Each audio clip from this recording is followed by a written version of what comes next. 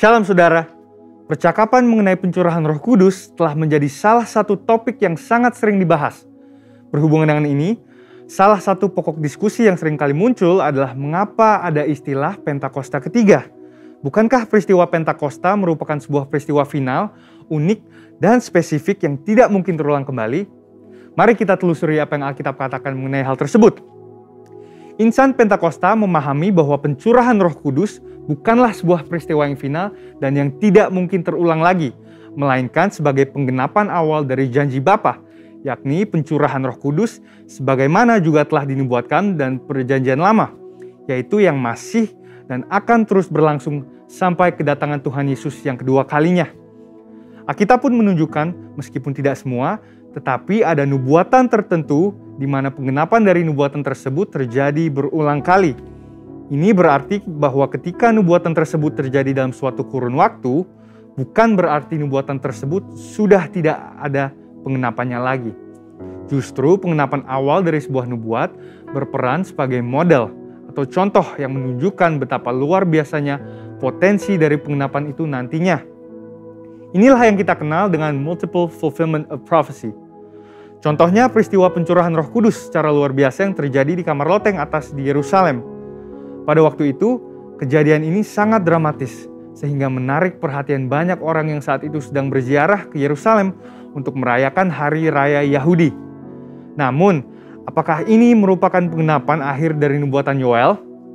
Mengingat bahwa masih ada beberapa aspek yang belum terpenuhi dalam nubuatan Yoel dalam peristiwa Pentakosta, yang diantara lainnya adalah pertama, bahwa Roh Kudus belum dicurahkan atas semua manusia, melainkan hanya dalam kelompok yang terbatas dan dalam cakupan area yang terbatas. Yang kedua adalah tanda-tanda heran di langit dan di bumi yang tidak nampak dalam peristiwa Pentakosta. Dan yang ketiga adalah bahwa hari Tuhan belum datang, yaitu hari di mana Tuhan Yesus akan datang dan duduk di tahtanya sebagai hakim yang adil. Pasca pencurahan Roh Kudus di kamar loteng atas, Petrus dalam khotbahnya di Kisah Para Rasul 2 ayat 38-39 berkata, "Maka kamu akan menerima karunia Roh Kudus, sebab bagi kamulah janji itu dan bagi anak-anakmu dan bagi orang yang masih jauh, yaitu sebanyak yang akan dipanggil oleh Tuhan Allah kita."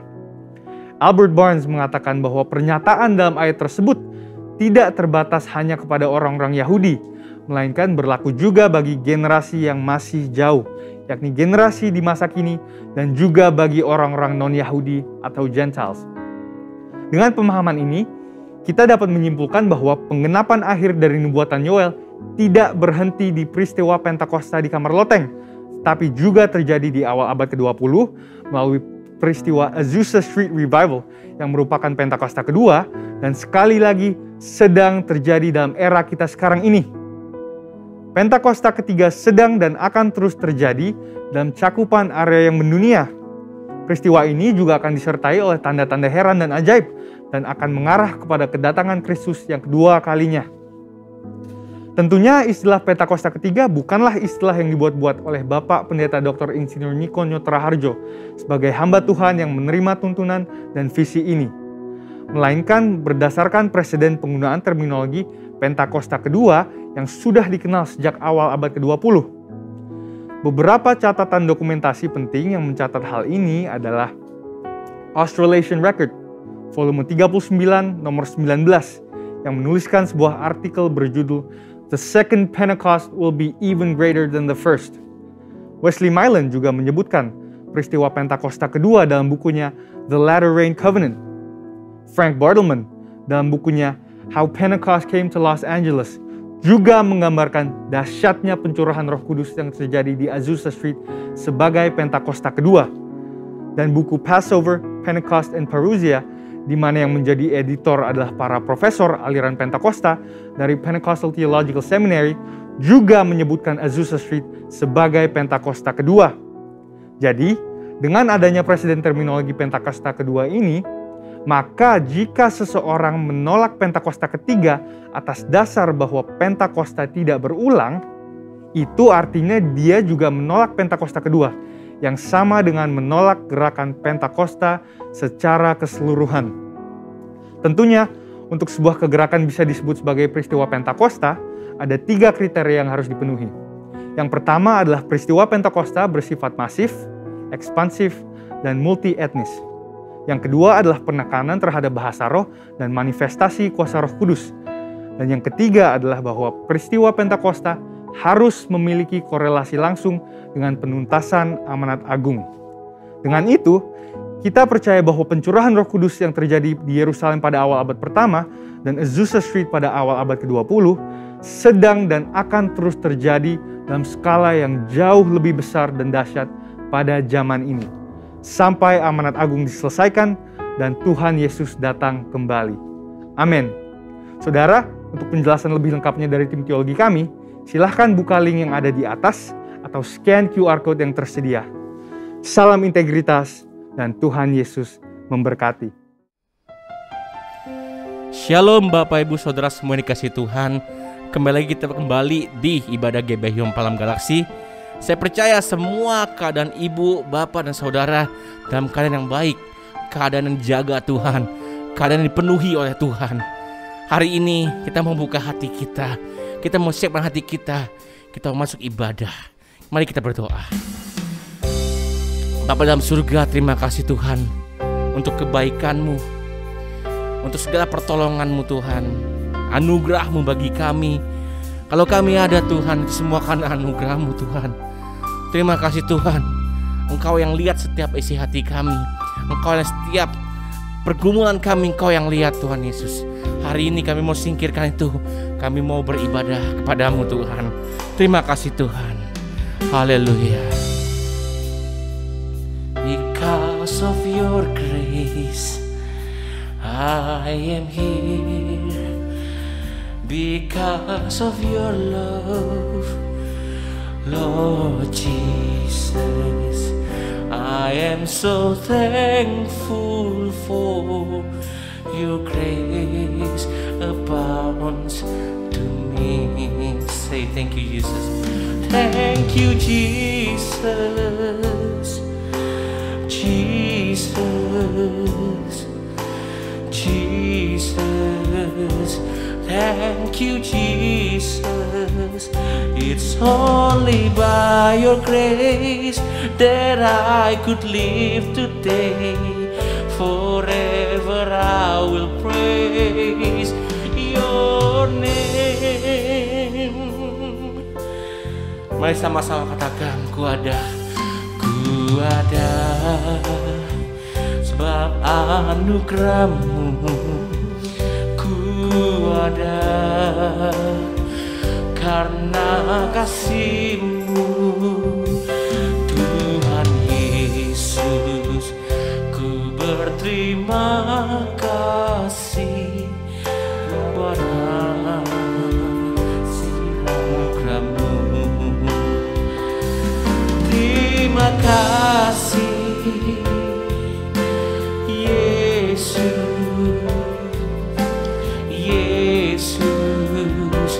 Terima kasih, hanya anugerah-Mu buat hidupku sekarang. Ku kan memuji-Mu selamanya. Terima kasih Yesus, oh Yesus. Terima kasih karena anugerah-Mu buat hidupku sekarang. Ku kan memuji-Mu selamanya. Ku kan memuji-Mu selamanya. Ku kan memuji-Mu selamanya.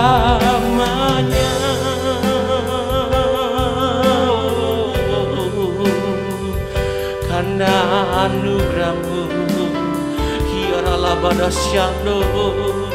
Haleluya. Terima kasih Tuhan, jadi kami anak-anak-Mu bisa hidup semua karena anugerah-Mu yang luar biasa Tuhan. Di dalam nama Yesus, dalam nama Yesus, kami siap memulai ibadah kami. Haleluya. Amin. Mari Bapak dan Ibu kita bersatu hati di dalam doa. Oh, syukur Bapak, kami berterima kasih buat segala penyertaan-Mu dan lawatan-Mu. Kami sehati berdoa buat gembala pembina kami, Pendeta Insinyur Niko dan keluarga. Berikan kesehatan dan kekuatan-Mu, serta pengurapan-Mu, dan juga keempat wakilnya, berikan kesehatian. Kami berdoa juga untuk Ketua Rayon dan CK, kiranya kesehatan dan kekuatan dan selalu tuntunan-Mu. Kami menyerahkan gembala kami, Bapak Pendeta Immanuel Setopo dan Ibu Helen, serta anaknya Andi, Debbie, serta cucunya Abigail. Tuhan pakai menjadi teladan dan berkat buat kami, serta banyak orang. Kami berdoa juga buat wakil gembala kami, Bapak Wisnu dan istri, beserta anaknya Adit. Tuhan lindungi dan Tuhan berkati. Kami berdoa untuk bangsa dan negara Indonesia. Kami nyatakan, damailah Indonesiaku, damailah Indonesiaku. Virus corona, diamlah, ekonomi bangkitlah. Kami berdoa juga khususnya buat presiden kami, kiranya Tuhan berikan hikmat dan pengetahuan dari Bapa untuk memimpin bangsa ini dengan bijaksana, dan juga wakil presiden dan para menteri-menteri, DPR, MPR, TNI, Polri, kehakiman dan kejaksaan. Bapa berikan semua bekerja dengan sehati. Kami juga berdoa buat GBI, COG, ORU, dan WIA. Bapa pakai lembaga-lembaga ini menjadi saluran berkat dan alat-Mu untuk memenangkan jiwa. Kami percaya Pentakosta ketiga dimulai dari Indonesia sampai ke bangsa-bangsa, dari timur ke barat, dan akan kembali ke Yerusalem. Kami berdoa untuk generasi Yeremia yang segenap hati cinta mati-matian kepada Tuhan, yang hidup dalam kekudusan serta berjalan sesuai dengan kebenaran firman Tuhan. Kami juga menyerahkan jemaat di GBI Home. Tuhan, sembuhkan yang sakit, kuatkan yang lemah, hibur yang susah. Setiap masalah Tuhan berjalan keluar. Biarlah setiap jemaat terus hidup dengan mata tertuju pada Tuhan, sehingga siap menyambut kedatangan Tuhan Yesus. Maranatha, datanglah Tuhan Yesus. Dalam nama Tuhan Yesus, haleluya, amin.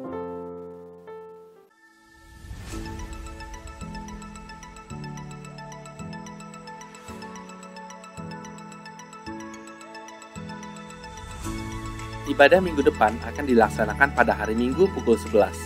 Ibadah bersama dilaksanakan melalui aplikasi Zoom. Diharapkan jemaat dapat mengambil waktu untuk masuk ke hadirat Tuhan di rumah masing-masing, berdoa bersama keluarga pukul 9 malam setiap hari. Mari bergabung bersama keluarga untuk menikmati dan merasakan hadirat dan pengurapan Roh Kudus lewat rumah doa GBI Home Palem Galaksi setiap hari Selasa pukul 8 malam via Zoom. Untuk para wanita, bergabunglah di dalam ibadah doa wanita yang diadakan setiap hari Rabu pukul 7.30 malam via Zoom. Bagi jemaat yang rindu bersekutu dan bertumbuh di dalam Yesus, kami undang untuk bergabung bersama di dalam komunitas Full yang dilaksanakan setiap hari Kamis. Full dilakukan melalui aplikasi Zoom. Silakan menghubungi Bapak Catur di nomor 0857 1550 2817 untuk mendapatkan undangan. Persembahan dapat disalurkan melalui rekening berikut. Persembahan umum dan perpuluhan BCA 07376 07376 atas nama GBI Palem Galaksi. Atau dapat menggunakan QR Code berikut ini. Scan QR Code yang tertera di layar dan selanjutnya dapat mengikuti proses yang tertera pada aplikasi e-payment Anda. Persembahan misi dan diakonia BCA 073 073 6789 atas nama GBI Palem Galaksi. Pembangunan Rumah Tuhan BCA 07305 07305 atas nama GBI Palem Galaksi. Kami GBI Home mengucapkan terima kasih bagi Bapak Ibu yang sudah mentransfer persembahan ke rekening GBI Home. Tuhan memberkati saudara dengan berlimpah-limpah. Demikian pengumuman yang dapat kami sampaikan. Tuhan Yesus memberkati. Puji nama Tuhan. Tiba saatnya kita lebih semangat lagi memuji nama Tuhan. Siapa yang percaya Tuhan sebaik lambaikan tangan yang katakan wuuu.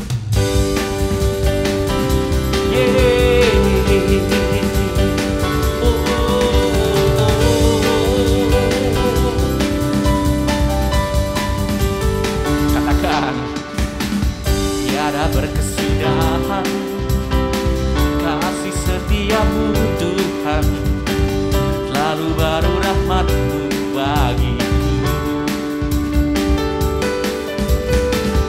Hari berganti hari telah kulihat kasih-Mu,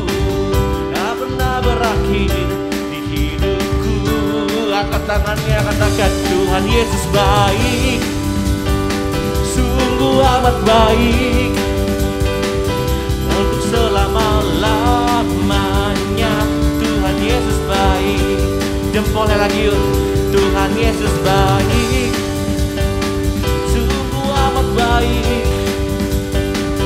untuk selama-lamanya. Tuhan Yesus baik.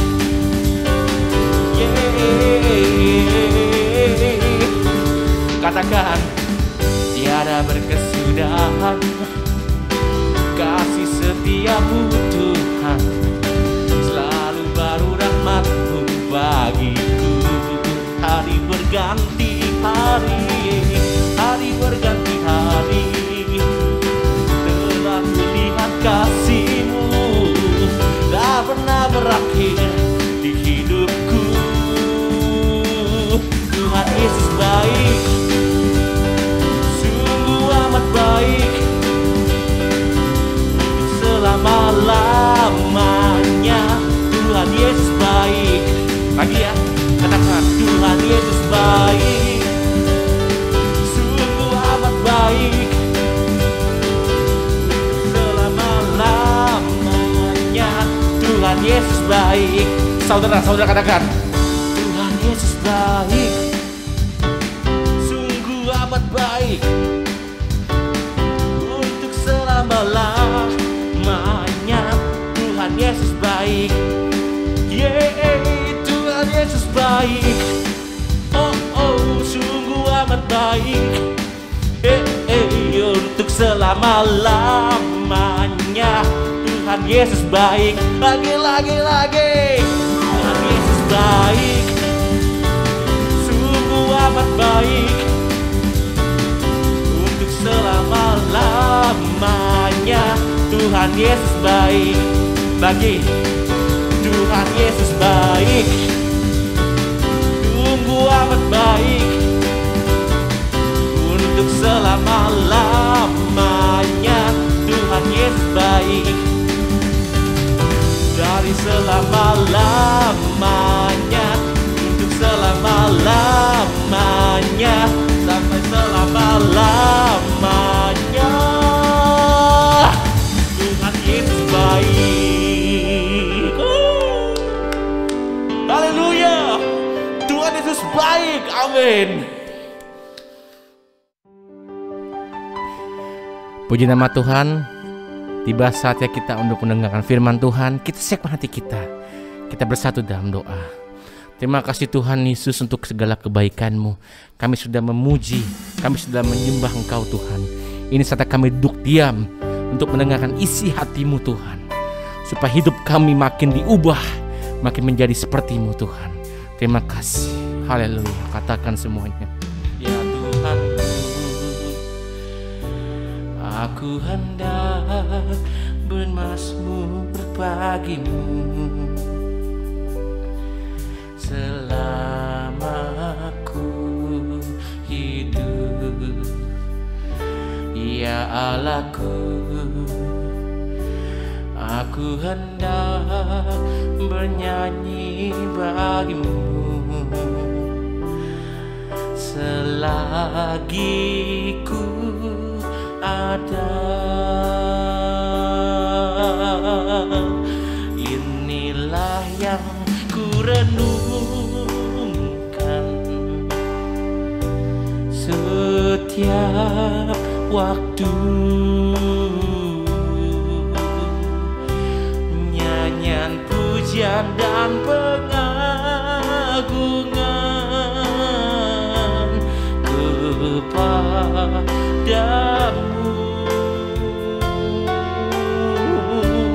Biarlah manis kau dengar Tuhan, manis kau dengar Tuhan, dan hatiku bersuka karenamu.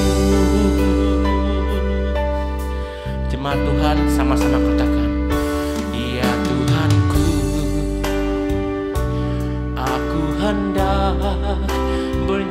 bernyanyi bagimu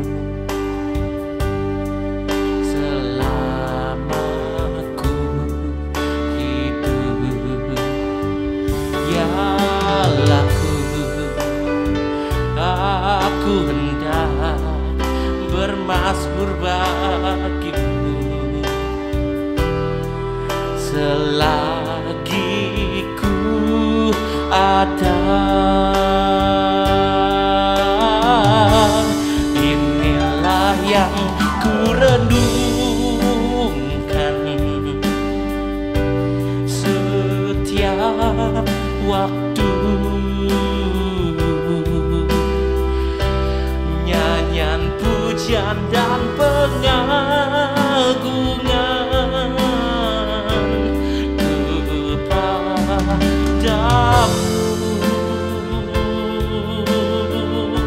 Biarlah manis kau dengar, Tuhan, manis kau dengar, Tuhan, dan hatiku bersuka karenamu.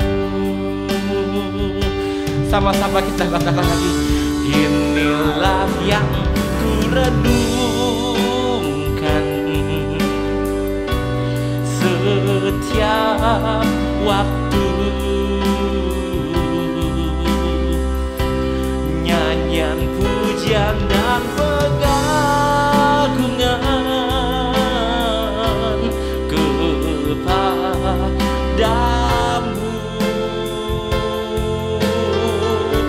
Biarlah manis kau dengar, Tuhan, manis kau dengar, Tuhan, dan hatiku bersuka karenamu.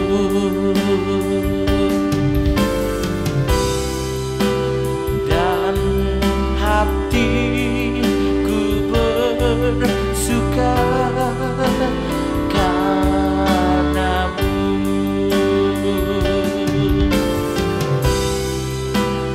Dan hatiku bersuka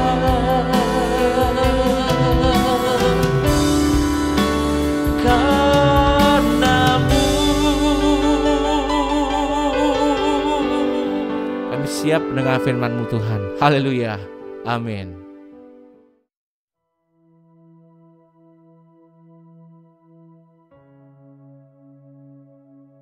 Ya, shalom jemaat Tuhan yang dikasihi dan dicintai oleh Tuhan yang luar biasa di dalam Tuhan Yesus. Kita bertemu kembali mengucap syukur karena anugerah Tuhan memberi kita kesehatan, kekuatan, dan kemampuan. Hari ini kita akan belajar tentang ketaatan itu menyentuh hati Tuhan. Tetapi ketidaktaatan itu akan menghilangkan, akan kehilangan hati Tuhan.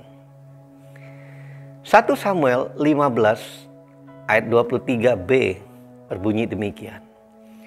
Karena engkau telah menolak firman Tuhan, maka Ia telah menolak engkau sebagai raja. Percaya dan taat adalah dua sisi atau dua hal yang tidak dapat dipisahkan dalam kehidupan kekristenan. Artinya, ketika kita percaya kepada Tuhan Yesus, kita juga harus taat kepada perintah-perintahnya.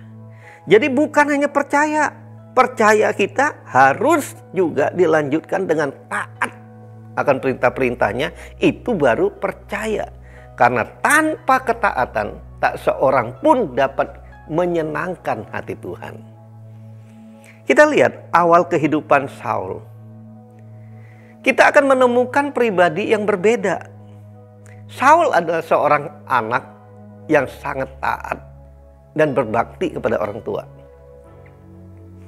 Bahkan ketika keledai-keledai betina ayahnya hilang, Saul rela untuk pergi sampai ke daerah yang jauh hanya untuk mencari keledai-keledai betina yang hilang itu atas perintah ayahnya. Lalu saudara, kita lihat yang kedua, Saul adalah orang yang sangat tahu, sangat respect, sangat menghormati otoritas ilahi di atasnya. Sikap dan perkataannya kepada Nabi Samuel sungguh-sungguh menunjukkan kerendahan hati dan penghormatannya. Dengan kata lain, Saul taat kepada Tuhan. Saul respect kepada pemimpin rohaninya, dan Saul juga menghormati kepada orang tuanya.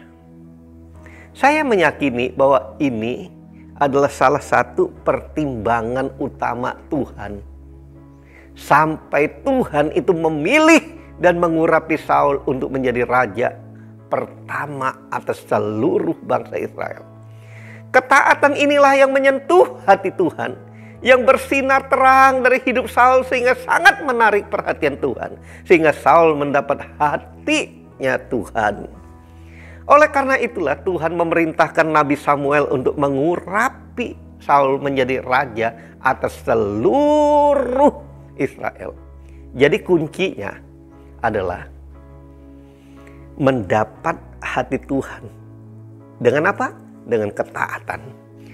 Ketika Saul mendapat hati Tuhan melalui ketaatannya, maka promosi, saudara, berkat, semua keberhasilan, semua keberuntungan, kemenangan dari Tuhan, itu semua diberikan secara luar biasa. Saya berdoa supaya setiap orang yang mendengar dan menyaksikan dikaruniai Tuhan hati yang taat kepada orang tua, hormat kepada orang tua, taat kepada otoritas ilahi, respek kepada pemimpin rohani yang ditaruh Tuhan dalam kehidupannya. Dan terlebih lagi, dia harus taat dengan sepenuh hati akan perintah Tuhan dan petunjuk firman Tuhan. Saya yakin kalau kita memiliki hati yang taat seperti ini, maka dari satu ketaatan kepada ketaatan yang lain akan menyentuh hati Tuhan. Membuat Tuhan terpesona, bikin Tuhan kagum, maka akan menarik perhatian Tuhan. Sehingga kita benar-benar memahami dan mengerti karena kita telah mendapat isi hati Tuhan. Maka penyertaan Tuhan akan dapat dinikmati dalam kehidupan kita. Segala perbuatan tangan kita, apa yang kita kerjakan, diberkati Tuhan, jadi berhasil dan beruntung. Karena hidup kita ini, saudara, berhasil dan beruntung, itu hanya karena Tuhan memberkati kita. Hidup kita selalu dituntun dan akan diarahkan Tuhan sehingga berjalan sesuai dengan kehendak-Nya. Apakah kita nggak berhasil? Saya mau jawab, saudara, pasti berhasil karena Tuhan udah tahu sebelum terjadi. Terlebih dari itu semua, kita dibuat menjadi seorang pribadi kesenangan bagi Tuhan. Inilah yang paling indah dalam hidup kita. Menjadi orang yang menjadi kesenangan hati Tuhan. Namun saudara, saya bilang, sangat disayangkan kalau kita lihat cerita Saul ini. Justru Saul berubah setia. Ketaatan Saul itu berubah menjadi abu-abu ketika kehidupannya telah menjadi berhasil, menjadi mapan. Setelah posisinya sebagai raja dirasakannya cukup kuat, Saul mulai tinggi hati, sombong. Tadinya saudara, waktu belum ada apa-apa, belum saudara jadi raja, belum berhasil, dia sangat respect dan hormat kepada Nabi Samuel sebagai otoritas ilahinya. Dan setiap perintah Tuhan yang disampaikan oleh Nabi. Tapi sekarang Saul berani mensortir yang mana menurutnya baik untuk dilakukan dan mana yang kurang baik tidak perlu dilakukan. Bahkan lebih dari itu, Saul berani mengancam Nabi Samuel. Ketidaktaatan mulai dari daerah abu-abu. Saudara, abu-abu itu adalah campuran warna putih dan hitam. Jadi kalau orang saat ini hidup mulai tidak bisa mengambil keputusan putih atau hitam. Di dalam semua keputusan pokoknya saya ikut saja. Orang itu saudara udah mendekati sebetulnya di dalam kehidupannya itu berubah setia ketaatannya pada Tuhan. Karena firman Tuhan katakan ya, tidak katakan tidak. Jadi orang yang abu-abu ini tidak bisa memilih ya atau tidak. Orang ini dia tidak bisa pilih yes, tapi dia pilih yes, pilih no, tapi dia pilih or, atau. Jadi orang ini atau, tengah-tengah. Saat yang sama, saudara, dia mau taat kepada Tuhan. Tapi di saat yang sama, dia tidak taat kepada Tuhan. Inilah orang yang berubah setia ini. Secara garis besar, Saul ingin taat. Tetapi detil-detil yang buat dia kurang masuk akal, tidak mau ia taat. 1 Samuel 15 ayat 8-9 katakan gini. Agag raja orang Amalek ditangkapnya hidup-hidup. Tetapi segenap rakyatnya ditumpasnya dengan mata pedang. Tetapi Saul dan rakyat itu menyelamatkan Agag dan kambing domba dan lembu-lembu yang terbaik dan tambun, pula anak-anak domba dan segala yang berharga. Tidak mau mereka menumpas semuanya itu. Tetapi segala hewan yang tidak berharga dan yang buruk, itulah yang ditumpas mereka. Coba saudara perhatikan. Perhatikan baik-baik. 1 Samuel 15 ayat 3 dikatakan gini. Samuel dapat firman Tuhan dan disampaikan gini. Jadi pergilah sekarang, kalahkanlah orang Amalek. Tumpaslah segala yang ada padanya. Dan jangan ada belas kasihan kepadanya. Bunuhlah semuanya.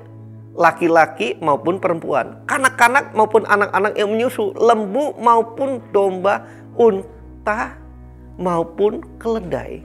Apa perintahnya? Tumpas semua. Tapi Saul enggak, saudara. Dia menyimpan yang baik. Alasannya bagus, saudara. Untuk apa? Untuk persembahan untuk Tuhan. Nabi Samuel jelas menyampaikan pesan bahwa semuanya harus ditumpas. Itu perintah Tuhan. Tapi Saul hanya menumpas apa yang tidak berharga dan buruk. Sedangkan Agag, kambing, domba, dan lembu, dan semua yang baik dan tambun, serta kambing, domba, dan segala yang baik, tidak mau mereka menumpasnya. Sudah lihat? Kalau ketidaktaatan itu mulai datang, saudara. Kapan datang? Hati-hati, saudara. Kalau saudara mulai dipromosikan, mulai diangkat, saudara mulai diberkati, jangan lupa pada waktu saudara belum berhasil, saudara begitu hormat kepada orang tua, begitu respect kepada pemimpin rohani, begitu taat kepada Tuhan, tapi hati-hati. Ketika engkau diberkati, jangan seperti Saul. Taat saudara mulai separuh. Saudara mau menyenangkan Tuhan, tapi saudara juga tidak taat. Nah, saudara, harga sebuah ketaatan itu Bagi Tuhan, ketaatan lebih bernilai daripada persembahan. Tapi bagi Saul, saudara, persembahan itu lebih bernilai daripada ketaatan. Maka dia katakan, aku simpen semua yang baik ini, tujuan bukan apa-apa. Ini untuk persembahan untuk Tuhan. Tapi bagi Tuhan, ketaatan itu lebih bernilai daripada persembahan. Harusnya saudara, Saul ini makin dipromosi, makin diberkati. Apa yang sudah baik pada waktu dia belum ada apa-apa itu, terus dilakukan. 3 hal yang dilakukan itu. Dia hormat kepada orang tua, respek kepada pemimpin ilahi, otoritas ilahi, taat dengan sepenuh hati kepada Tuhan. Harusnya itu diteruskan, saudara. Arti ketidaktaat pun, saudara, tidak ada yang dapat menggantikan. Artinya tidak ada apapun yang dapat menggantikan ketidaktaatan. Maksudnya adalah ketika Tuhan, saudara, memerintah Saul untuk melenyapkan semua yang ada di Amalek, maka yang terbaik adalah Saul taat saja, musnahkan semua untuk melenyapkan semua. Karena inilah yang menyentuh hati Tuhan. Apa yang menyentuh hati Tuhan? Taat. Inilah yang akan membuat anugerah perkenanan Tuhan tetap dalam hidup Saul, dalam hidup semua orang percaya, sehingga Saul bisa terus memerintah sebagai raja dan seluruh bangsa Israel. Saudara memiliki ide dan gagasan yang lebih baik dari Tuhan. Saudara jangan pernah menggunakan ide yang lebih baik, rasanya lebih baik daripada Tuhan. Saul merasa memiliki berbagai macam alternatif hebat daripada taat akan perintah Tuhan. Seolah-olah dia lebih daripada Tuhan. Tuhan menganggap ketidaktaatan sama dengan penolakan, saudara, atau pembangkangan. Seperti yang Nabi Samuel katakan kepada Saul, karena engkau telah menolak firman Tuhan, maka Tuhan telah menolak engkau sebagai raja. Nah, itu sebabnya karena Saul telah secara sadar menolak Tuhan, maka Tuhan pun menolak dia sebagai raja atas seluruh bangsa Israel. Gara-gara ketidaktaatan Saul, Saul harus membayar harga yang sangat besar. Apa? Yaitu kehilangan hati Tuhan. Dan akhirnya Saul kehilangan segala-galanya. Secara penampilan, Saul masih seorang raja di Israel. Masih mengenakan mahkota. Masih mengenakan jubah kebesaran. Tetapi bagi Tuhan, dia telah memilih orang lain untuk mengganti kedudukannya sebagai raja Israel. Saul harus membayar harga yang sangat mahal atas ketidaktaatannya ini. Saul harus kehilangan hati Tuhan yang mengakibatkan kehilangan segala-galanya. Jadi, saudara, jangan pernah merasa punya ide yang lebih baik daripada firman Tuhan. Jangan menggantikan ketaatan kepada Tuhan dengan apapun, walau kelihatannya itu lebih dahsyat dan luar biasa.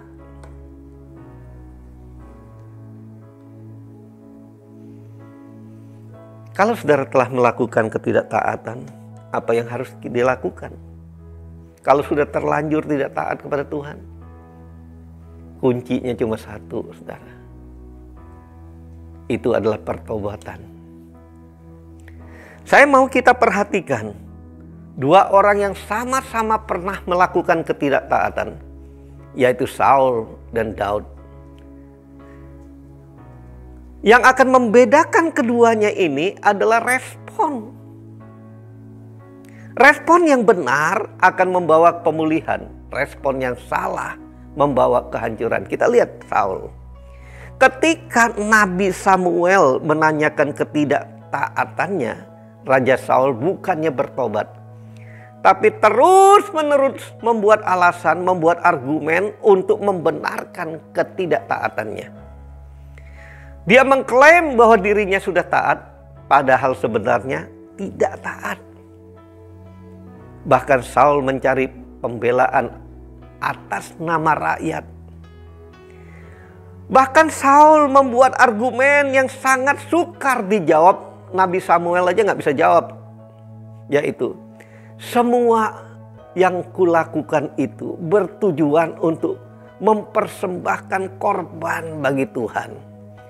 Korban yang terbaik bagi Tuhan. Demikian pun kita. Kalau kita tidak hati-hati, kita bisa melakukan hal yang sama seperti Raja Saul ini. Demi membela tindakan ketidaktaatan kita, demi terlihat baik, kita sering kali membuat berbagai macam alasan yang sangat logika dan meyakinkan, tapi tetap saja itu tidak benar. Alasan-alasan semacam inilah yang membuat Raja Saul pada akhirnya kehilangan segala-galanya. Kita harus sadar, lebih dari hanya sekedar dinilai oleh manusia, kita harusnya lebih takut pada penilaian Tuhan terhadap kita. Oleh karena itu, berhenti membuat banyak alasan. Lebih baik bersungguh-sungguh hati untuk bertobat dan berbalik mencari Tuhan. Kita lihat Daud. Suatu kali Daud tidak taat kepada Tuhan. Dia berbuat zina dengan Batseba, serta merencanakan kematian Uria, suami Batseba. Tuhan mengutus Nabi Nathan untuk menegur Raja Daud. Kita lihat bagaimana respon Raja Daud ketika ditegur. 2 Samuel 12 ayat 9 sampai 13. Kita baca di sana dicatat bahwa Daud sama sekali tidak membuat alasan. Dia tidak cari argumen untuk membenarkan diri. Sebaliknya Daud berkata, "Aku sudah berbuat dosa." Daud mengakui akan dosanya dan dia mau bertobat. Begitu Daud bertobat, seketika itu juga saudara, pengampunan dari Tuhan diberikan melalui Nabi Nathan. Tuhan berkata gini, "Tuhan telah menjauhkan dosamu itu dan engkau tidak akan mati." Pertobatan itulah yang membuat Daud mendapat kembali hati Tuhan.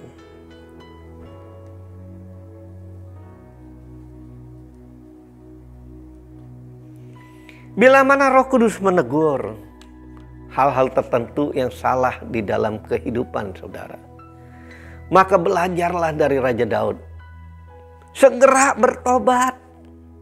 Tidak perlu membuat bermacam-macam alasan untuk membela diri. Marilah kita terus berjalan dalam ketaatan. Baik saat ini saudara belum saatnya dipromosikan Tuhan. Terlebih lagi saat saudara sudah diangkat, dipromosikan Tuhan. Maka saya ingatkan, jangan biarkan kesuksesan, keberhasilan, kemapanan mengubah ketaatan saudara kepada Tuhan, respek kepada otoritas rohani, dan menghargai orang tua. Keadaan hidup bisa berubah. Miskin bisa jadi kaya, kaya bisa jadi miskin. Hidup bisa berubah. Tapi keadaan kita, ketaatan kita kepada Tuhan tidak boleh berubah. Tidak boleh berubah. Jangan pernah luntur sehingga Tuhan terus berkenan atas hidup kita. Maka saudara akan mengalami dan menikmati anugerah dan berkat-Nya yang berlimpah-limpah. Amin. Mari kita masuk dalam perjamuan kudus. Bagi saudara yang telah mempersiapkan roti dan anggur, mari ambil waktu sejenak kita mengingat kembali ayat ini. Firman Tuhan katakan, sebab setiap kali kamu makan roti dan minum dari cawan ini, kamu memberitakan kematian Tuhan sampai Ia datang kembali. Perjamuan kudus adalah perjamuan Tuhan Yesus sendiri. Setiap kali kita masuk dalam perjamuan kudus, Tuhan Yesus berkata, biarlah ini menjadi peringatan akan daku. Karena itu, mari saudara, arahkan hati kita kepada kebaikan Tuhan. Tuhan akan memberkati kita melalui perjamuan kudus ini, tetapi Tuhan mau satu hal, kita makan dan minum dengan cara yang benar. Karena itu saudara, mari kita introspeksi diri. Masing-masing berdoa, minta Roh Kudus menyelidiki hati kita masing-masing. Kalau ada dosa yang masih tersimpan atau terlupakan, dan Roh Kudus mengingat kita, jangan tunggu lama-lama, langsung minta ampun, bertobat sama Tuhan Yesus. Katakan, Tuhan Yesus, ampuni aku, ampuni segala dosaku. Karena Engkau begitu mengasihi aku dan mencintai aku, Engkau membebaskan aku dari hukuman dosa, sehingga aku boleh beroleh hidup yang kekal. Biarlah saudara mengambil waktu sejenak, ingat kembali akan kebaikan dan kasih Tuhan. Oh rala nama syanda karala nama syiki rala nama.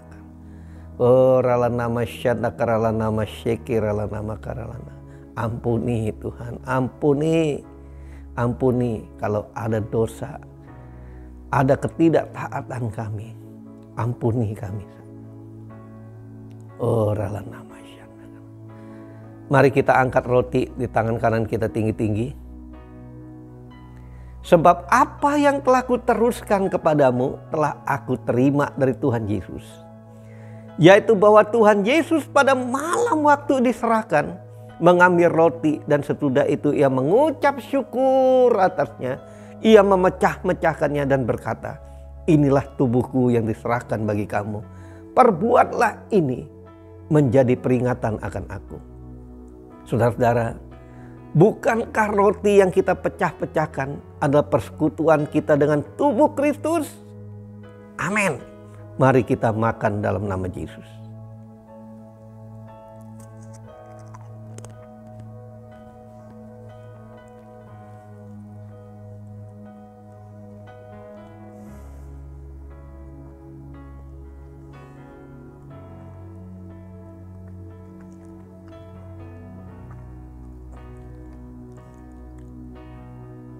Mari kita angkat cawan di tangan kanan kita tinggi-tinggi. Demikian juga ia mengambil cawan sesudah makan lalu berkata, cawan ini adalah perjanjian baru yang dimeteraikan oleh darahku. Perbuatlah ini setiap kali kamu meminumnya menjadi peringatan akan aku. Saudara-saudara, bukankah cawan pengucapan syukur atasnya kita ucapkan syukur adalah persekutuan kita dengan darah Kristus? Amin. Mari kita minum dalam nama Yesus.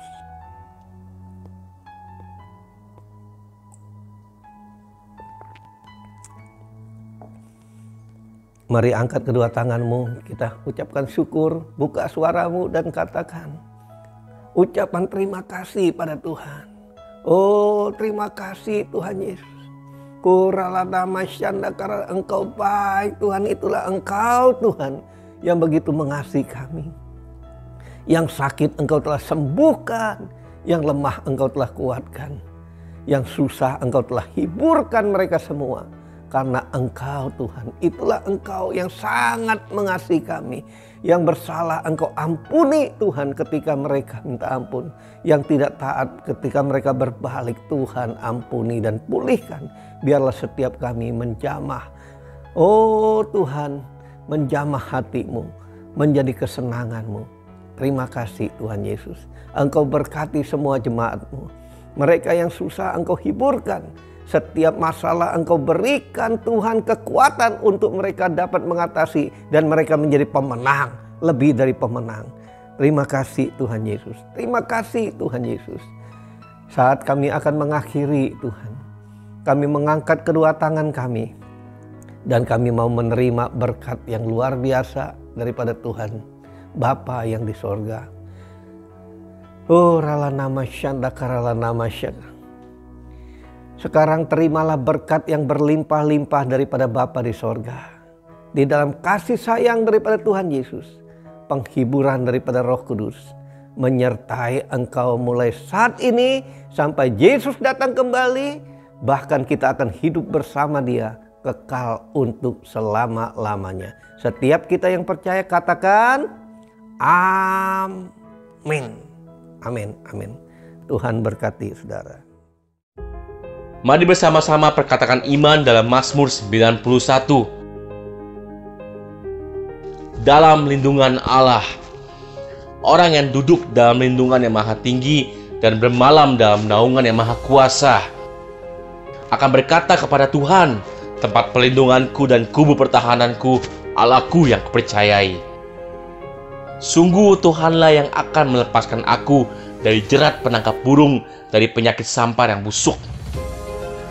Dengan kepaknya Tuhan akan melindungi aku, di bawah sayapnya aku akan berlindung, kesetiaannya ialah perisai dan pagar tembok. Aku tak usah takut terhadap kedahsyatan malam, terhadap panah yang terbang di waktu siang, terhadap penyakit sampar yang berjalan di dalam gelap, terhadap penyakit menular yang mengamuk di waktu petang. Walau 1000 orang rebah di sisiku dan 10.000 di sebelah kananku, tetapi itu tidak akan menimpa aku. Aku hanya menontonnya dengan mataku sendiri dan melihat pembalasan terhadap orang-orang fasik. Sebab Tuhan ialah tempat pelindunganku, yang maha tinggi telah kubuat tempat perteduhanku. Malapetaka tidak akan menimpa aku, dan tulah tidak akan mendekat kepada kemahku. Sebab malaikat-malaikatnya akan diperintahkannya kepadaku untuk menjaga aku di segala jalanku. Mereka akan menatang aku di atas tangannya, supaya kakiku jangan terantuk kepada batu. Singa dan ular tedung akan kulangkahi. Aku akan menginjak anak singa dan ular naga. Sungguh hatiku melekat kepada Tuhan, maka Tuhan akan meluputkan aku. Tuhan akan membentengi aku, sebab aku mengenal namanya. Bila aku berseru kepada Tuhan, Tuhan akan menjawab aku. Tuhan akan menyertai aku dalam kesesakan. Tuhan akan meluputkan aku dan memuliakan aku. Dengan panjang umur akan Tuhan kenyangkan aku, dan akan Tuhan perlihatkan kepadaku keselamatan daripadanya. Amin. Mari saya undang jemaat yang dikasihi Tuhan untuk kita bersama-sama memperkatakan apa yang dimaksud dengan Pentakosta ketiga. Pentakosta ketiga adalah pencurahan Roh Kudus yang dahsyat di zaman ini melebihi yang terjadi di Azusa Street. Pentakosta ketiga akan mengakibatkan penuaian jiwa yang terbesar dan yang terakhir sebelum Tuhan Yesus datang kembali. Pentakosta ketiga akan membangkitkan generasi Yeremia, yaitu anak-anak muda yang dipenuhi Roh Kudus, cinta mati-matian kepada Tuhan Yesus, tidak kompromi terhadap dosa, dan akan bergerak untuk memenangkan jiwa. Pentakosta ketiga lahir di Indonesia dan bergerak ke bangsa-bangsa. Gerakan ini dari timur ke barat dan akan kembali ke Yerusalem. Pentakosta ketiga akan memberikan kuasa untuk menyelesaikan amanat agung, dan setelah itu Tuhan Yesus datang kembali. Amin.